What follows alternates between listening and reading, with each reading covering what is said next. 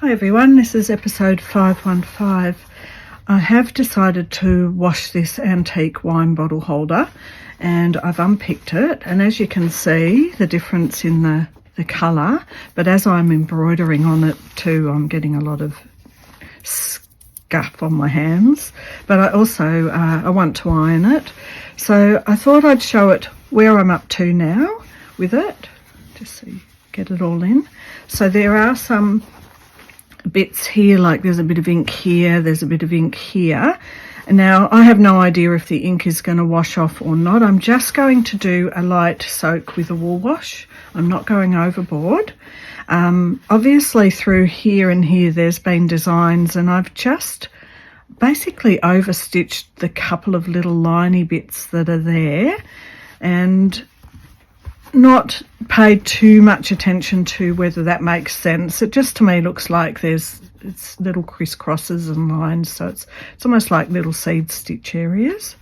So I thought I'd show you before I washed it, and obviously I am going to fill it all up with wildflowers, and I like this where there's been sewing and it's been undone and unpicked, and so I'm thinking possibly they're going to stay.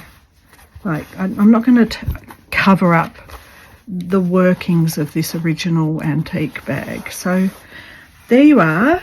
I'll bring it back when it's been washed and a bit more work's been done on it, but I'm just pre-recording this ahead of time.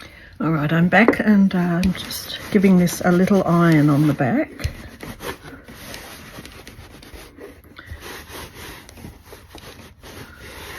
This is after one, say, 15 minutes soak in a wool wash. I'm just really, my iron's filthy. Goodness me.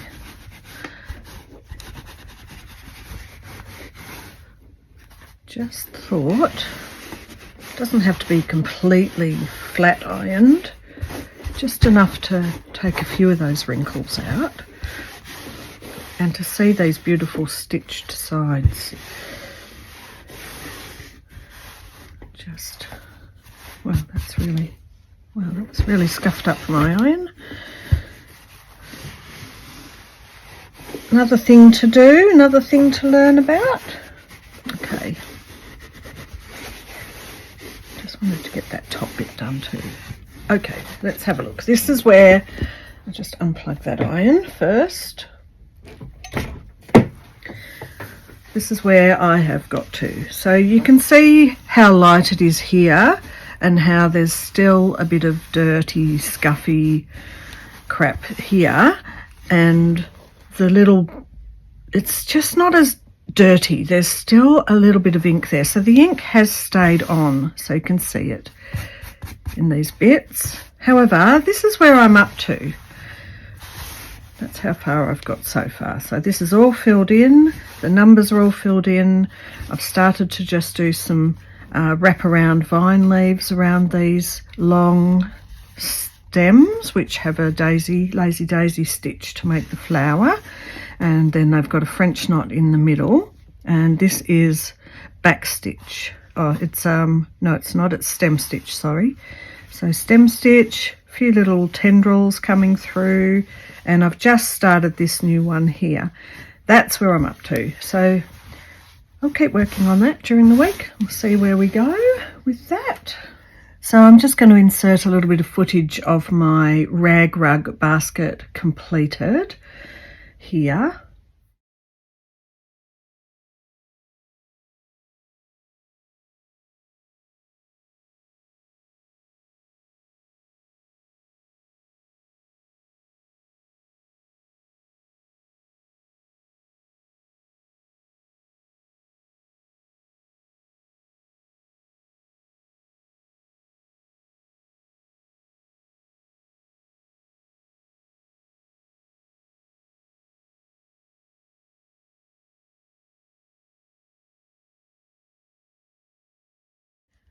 And here it is.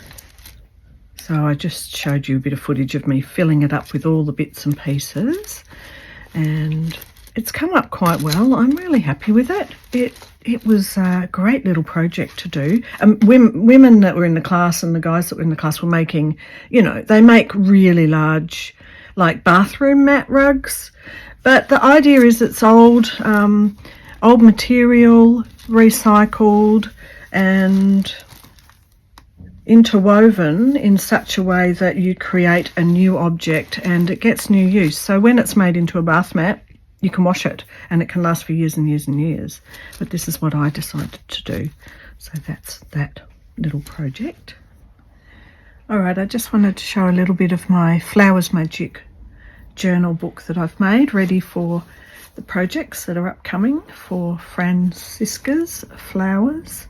So this is my tie. Got another little tie, so something could be put into there.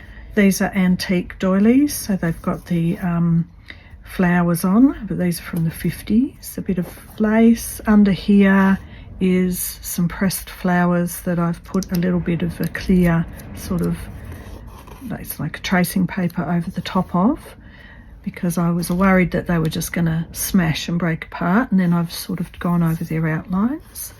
And a bit of antique border off the internet. Now I have to see if I can make sure I'm, yes, all right. Flowers Magic. So this is a bit of old acrylic stamping and painting that I did. A bit of a doily, so there's a little pocket there. This is from a Italian tea towel that I got from Lisa Maddock. This is what I made my rag rug out of, that material. It was a skirt that was a bit ripped in places that I got from the op shop. So it's had good use. An Italian cover off something old. Now I've put some watercolour paper here, so it's sort of backed, like I can do something around here, I can do something here. I've got a doily. The bags I was making for my daughters, I put them in and photocopied them or scanned them in, because the original work was done by their auntie who died quite young and they never got to meet her she died in a car accident.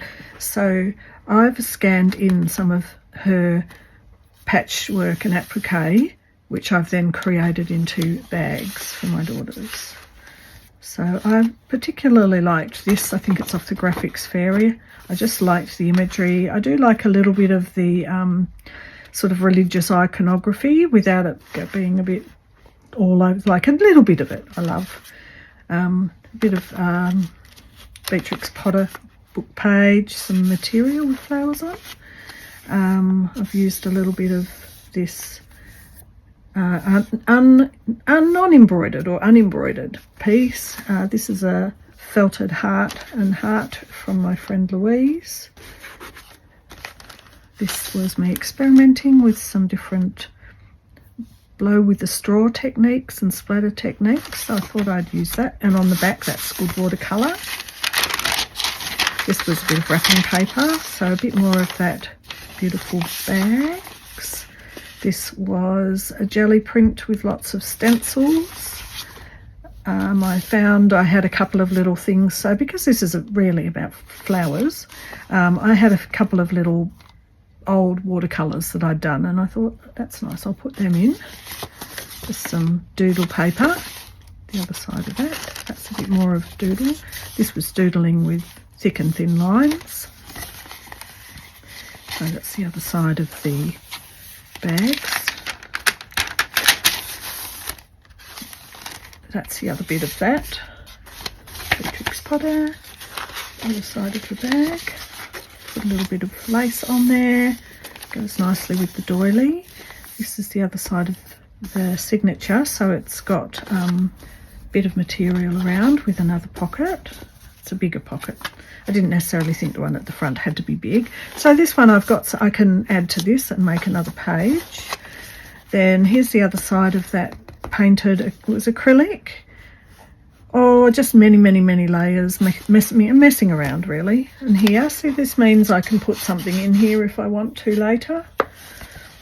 I've got a little flower embroidery little garden that I'd made, and it was sitting in my box of things I've done that I don't know what to do with, so it ended up in here. Well, this is lots of grasses and flowers and an odd looking flower toadstool thing and a different flower with some turkey work. So that's in there. That has actually ended up bulking the book up quite a bit. So this is the second signature. Got a tea-dyed doily, or it was actually, I think I started with I was tea dyeing, but I added some green dye in, so got a bit of a green acrylic tinge on it. Some more of the bags, one of my little pictures that I'm going to add to a coffee filter that's stamped with green leaves. This was another jelly plate making day that I was having fun with. So a bit more of the bag. I've got a little card that I made in one of, can't remember what it was. It might have been a breadcrumb challenge possibly. So there's that. Another mark making day, messing around, seeing what I come up with. The other side of one of the bags, other side of that. Another watercolour I did of hydrangeas. I thought, you know, these have been floating around for years. Just put them in. That's what I thought. I've got another side of the Winnie the Pooh, so there's plenty of room for more stuff. And that's the back of the signature. And this is the Italian tea towel. So I've just made a little pocket, put a bit of lace over the top, used these bits from the old skirt, and I've just put a little bit of the doily, a little bit of that lace, and a little bit of the tea towel, because I might want to come back and use them. But I also wanted to show that I used the tea towel on the spine as well. And the way I did my signature, you might not be able to see, I did a tea towel on the outside for the width of the spine. Then I put in 2 rows of this brown packaging tape.